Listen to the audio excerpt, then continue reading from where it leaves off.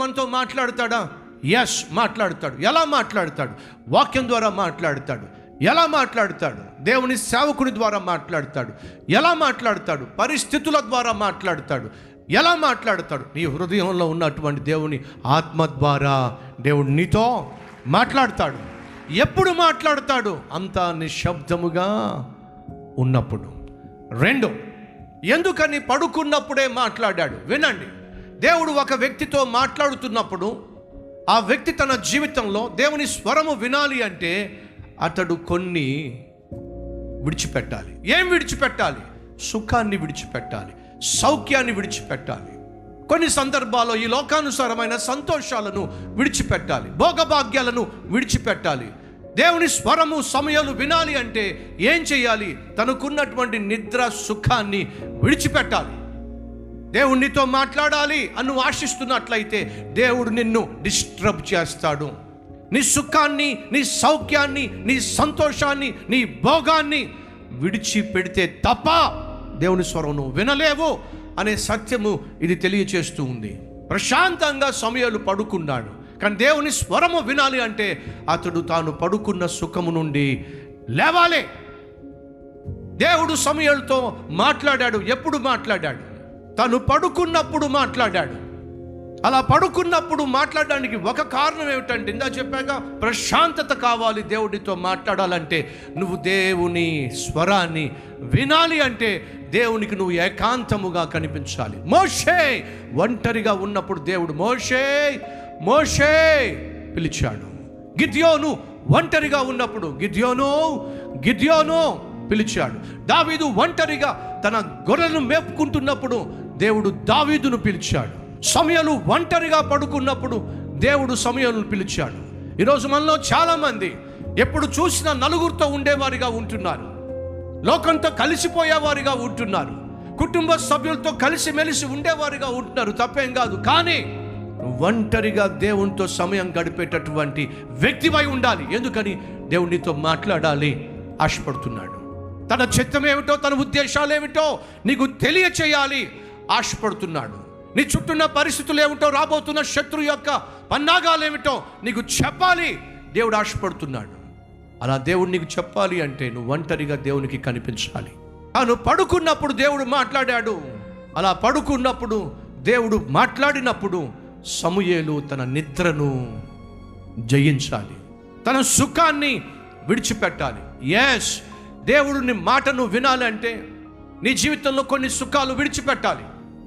దేవుని మాటకు లోబడాలి అంటే నీ జీవితంలో కొన్ని స్నేహాలు విడిచిపెట్టాలి. దేవునికి నువ్వు లోబడి పరిశుద్ధంగా జీవించాలి అంటే నీలో ఉన్నటువంటి కొన్ని లోకానుసారమైన లేక అన్ని లోకానుసారమైనటువంటి వాటిని విడిచిపెట్టాలి. నీ సుఖాన్ని, సౌఖ్యాన్ని, నీ సంతోషాలను విడిచిపెట్టకుండా దేవుని స్వరం వినడం సాధ్యము కానే కాదు. దేవునికి నీ జీవితాన్ని అంకితం చేసినప్పుడు ఖచ్చితంగా కొన్ని నువ్వు కోల్పోవాల్సి వస్తుంది.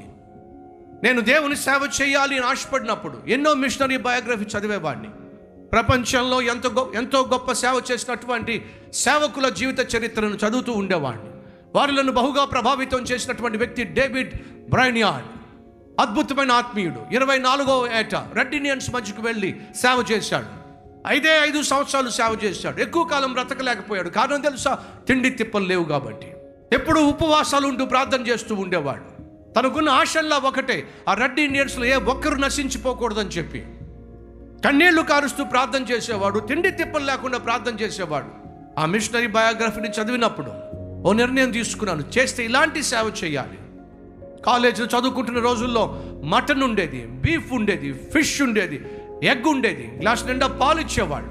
చక్కగా తింటూ చదువుకుంటున్న సమయంలో ఈ మిషనరీ బయోగ్రఫీ చదువుతున్నప్పుడు నాకు ఒక నిర్ణయం తీసుకున్నాను. సేవ అంటూ చేస్తే నశించిపోతున్న ఆత్మలను రక్షించడానికే సేవ చేయాలి. ఎక్కడ సువార్త ప్రకటించబడలేదో అక్కడ సువార్త ప్రకటించడానికి ప్రయాసపడాలి. అడవుల్లోకి, కొండల్లోకి వెళ్ళి నశించిపోతున్న ఆ అమాయక ప్రజలకు రక్షకుడు ఉన్నాడు అని తెలియచేయాలి అని నిర్ణయం తీసుకున్నాను. అలా నిర్ణయం తీసుకుని ప్రార్థన చేస్తూ ఉన్నప్పుడు దేవుడు నాతో మాట్లాడడం మొదలుపెట్టాడు. పొద్దున్న లేస్తే చికెన్ తింటున్నావు, పొద్దున్న లేస్తే మటన్ తింటున్నావు, పొద్దున్న లేస్తే ఫిష్ తింటున్నావు, ఎగ్ తింటున్నావు, బీఫ్ కూడా ఉండేది, ఇవన్నీ ఉండేవి. ఇంత తిండిపోతువు నువ్వేం చేస్తావు? ఎస్, నేను బాగా తినేవాడిని. తిండి అంటే చాలా ఇష్టం, ఆహారం అంటే చాలా ఇష్టం. కానీ దేవుడు నాతో మాట్లాడాడు, తిండిబోతులు సేవ చేయలేరు, నీ తిండిని జయించాలి.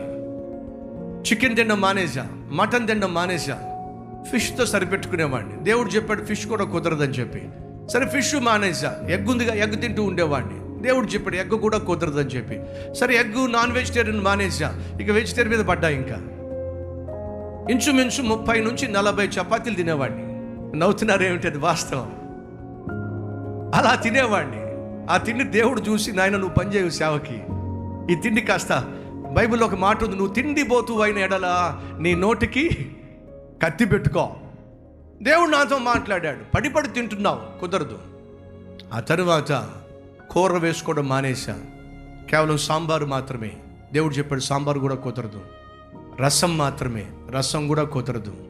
నమ్మండి, అన్నంలో కేవలం నీళ్లు పోసుకొని తింటూ ఉంటే అనేక సార్లు నా ఫ్రెండ్స్ చూసి నవ్వేవాడిని. కానీ మత్తిపోయిందా, ఇంత చక్కని హాస్టల్లో ఉంటూ ఇంత చక్కగా తింటూ పిచ్చోళ్ళలాగా నువ్వు నీళ్ళు పోస్తూ తింటావేమిటి అని అందరూ నవ్వుతూ ఉంటే, వాళ్ళ హేళన భరించలేక వాళ్ళందరూ తినేసిన తర్వాత కామ్గా హాస్టల్ మెస్లోకి వెళ్ళి అందరూ లేనప్పుడు ప్లేట్లో అన్నం వేసుకుని అన్నంలో నీళ్ళు పోసుకుని గబగబా తినేసేవాడిని. కారణం తెలుసా, ఆ రోజు దేవుడు నాకున్న ఇష్టాలను తీసేశాడు, తన ఇష్టాన్ని నా జీవితంలో పెట్టాడు. ఎందుకు ఈ విషయాలు మీతో పంచుకుంటున్నానంటే, నా దేవుణ్ణి సేవించాలి అని నేను ఆశించినప్పుడు సుఖాన్ని విడిచిపెట్టాల్సి వచ్చింది. చాపేసి పడుకోమంటే ప్రశాంతంగా పడుకుంటా, కింద పడుకోమన్నా కింద పడుకుంటా, లేకపోతే సోఫాలో పడుకోమన్నా సోఫాలో పడుకుంటా, ఎక్కడ పడుకోమన్నా పడుకుంటా, ఏ తిండి పెట్టినా తింటా. తిండి యావ కానీ, సుఖభోగాల పట్ల ఆశ కానీ, ధనపేక్ష కానీ దేవుడు తన మహాకృపను బట్టి ఈ జీవితం నుంచి తొలగించాడు. కాబట్టి ఇంత అద్భుతమైన సేవ సాధ్యమైంది. ప్రియ సహోదరి సహోదరులు, దేవుని స్వరాన్ని వినాలని ఆశపడుతున్నారా? దేవుడు నీతో మాట్లాడతాడు. ఎప్పుడు మాట్లాడతాడో తెలుసా? నువ్వు వినడానికి సిద్ధంగా ఉన్నప్పుడు. సమూయేలు పిలిచినప్పుడు ఒకవేళ సమూయేలు లేవకపోతే ఏమయ్యేది? ఇశ్రాయేలీలకు ఒక అద్భుతమైన ప్రవక్త దూరం అయిపోయేవాడు. నీ స్వరం వినేవాడిగా ఒంటరిగా నీ సన్నిధిలో కనిపిస్తానయ్యా. దేవుడు నీతో మాట్లాడాలని ఆశపడుతున్నాడు. తల్లి, తండ్రి, సహోదరి సహోదరులు, ఒంటరిగా కనిపించవే, ప్రశాంతంగా కనిపించవే, మోకాళ్ళ మీద కనిపించవే.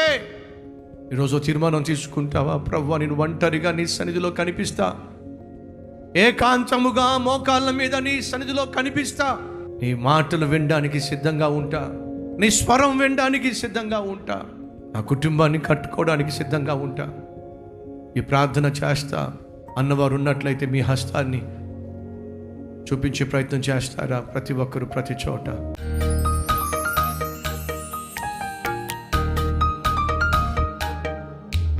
మహాపరిశుద్ధుడు అయిన ప్రేమ కలిగిన తండ్రి, సూటిగా స్పష్టంగా మాతో మాట్లాడినందుకు స్తోత్రాలు. విత్తబడిన వాక్యాన్ని ఫలింపచేయి నాయనా. ఇప్పటికే చాలా పోగొట్టుకున్నావు. నీ మాట వినక, నీకు లోబడక, నీ వాక్యానుసారంగా జీవించక మమ్మను క్షమించండి. నీ మాట వినే స్థితి మాకు దయచేయి, నీకు లోబడే మనస్సు మాకు దయచేయి. నీ ఆజ్ఞను శిరస వహించి నీ ప్రేమను పంచే హృదయం మాకు దయచేయమని యేసు నామం పేరట వేడుకుంటున్నాం తండ్రి, ఆమెన్.